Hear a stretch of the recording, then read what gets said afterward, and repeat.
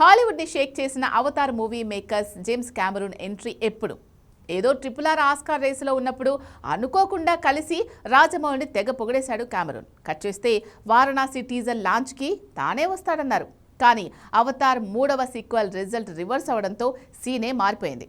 James Cameroon లేకుండానే Varanasi concept glimpse launch చేశారు. ఇప్పుడు టీజర్ లేదంటే ట్రైలర్ లాంచ్కి రంగం సిద్ధమవుతుందా అంటే జేమ్స్ కెమెరూన్ రాక కన్ఫర్మ్ అయిందా? మొన్నటి వరకు అమెరికాలోనే తన చేతుల మీదుగా ఈ టీజర్ రానుంది అన్నారు.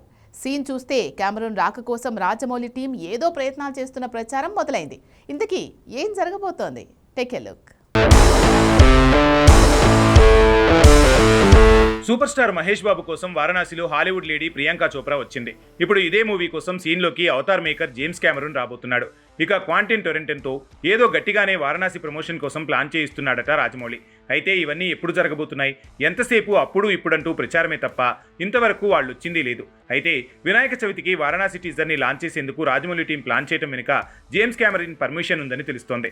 ముందు తను అమెరికాలోనే ఈ టీజర్ లాంచ్ని ప్లాన్ చేశాడట.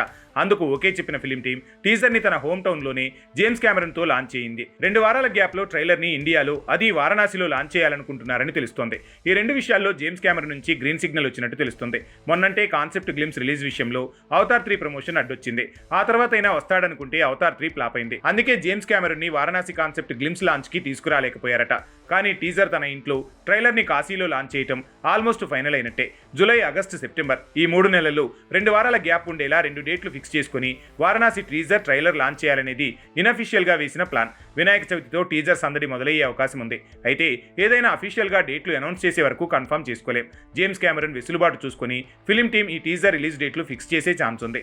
ఇక హాలీవుడ్లో పల్ప్ ఫిక్షన్ లాంటి ఎన్నో క్లాసిక్స్ తీసిన క్వాంటిన్ టొరెంటోని రంగంలోకి దింపాలనుకుంటున్నాడట రాజమౌళి. బాలీవుడ్లో రామ్ గోపాల్ వర్మకి ఎలాగైతే ఒక కల్ట్ ఫాలోయింగ్ ఉంటుందో అలానే హాలీవుడ్లో క్వాంటిన్ టొరెంటోనికి కల్ట్ ఫ్యాన్ బేస్ ఉంటుంది. అలాంటి దర్శకుడి సాయం తీసుకుని వారణాసిని యూఎస్లో ప్రమోట్ చేస్తే వారణాసి ప్రాజెక్ట్ రీచ్ పెరుగుతోంది.